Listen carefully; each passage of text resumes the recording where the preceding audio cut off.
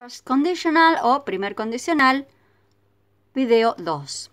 En este video vamos a repasar las formas del presente simple y del futuro simple.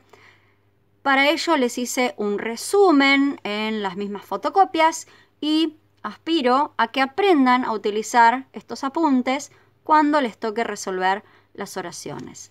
Revisión del presente simple, que es lo que se usa en la parte de la condición.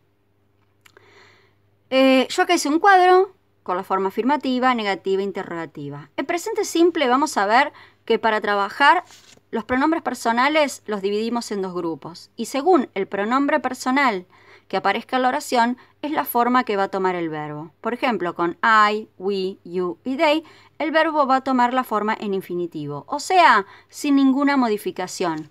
Podríamos decir tranquilamente como en la primera columna de la lista de verbos. ¿Sí? Sin embargo, con he, she, it, al verbo le voy a agregar la letra S o las letras ES. Acá hay un asterisco. ¿Por qué? Porque solo la S o ES depende de cómo termina el verbo. Entonces acá tenemos la reseña de la definición de cuándo utilizar cada una de ellas. Y dice, cuando el verbo termina en SS, SH, CH, X o la letra O, se agregan las letras ES. Por ejemplo, en el verbo wash, que es lavar, ¿sí?, se va a transformar en washes. Si es el verbo go, que me faltó la O, se transforma en goes. ¿Sí? Otra regla, cuando el verbo termina en consonante más Y, se agrega la letra Y. Recuerden que las consonantes, ¿sí?, son las que no son las vocales. Las vocales son A, E, I, O, U. Las consonantes, el resto de las letras. N, R, T, K, J, P, M, L, B, D. Todas esas son consonantes. Entonces, si el verbo termina en consonante más Y, se quita Y y se agrega I latina ES. Por ejemplo, en el verbo study, se transforma en studies. Pero recuerden, esto es solo consonante Y.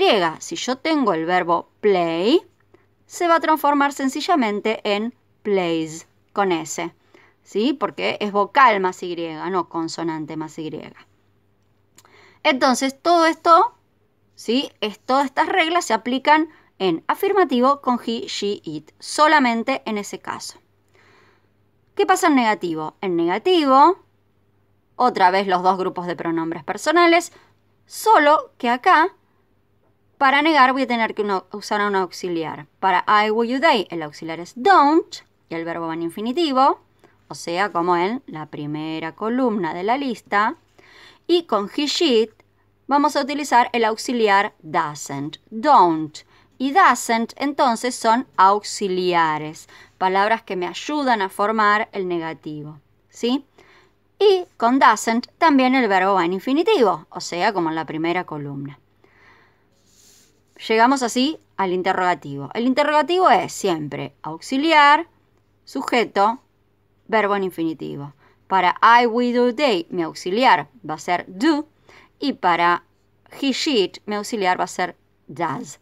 Para responder es como siempre. Yes, pronombre personal do o does, según el auxiliar que haya utilizado acá.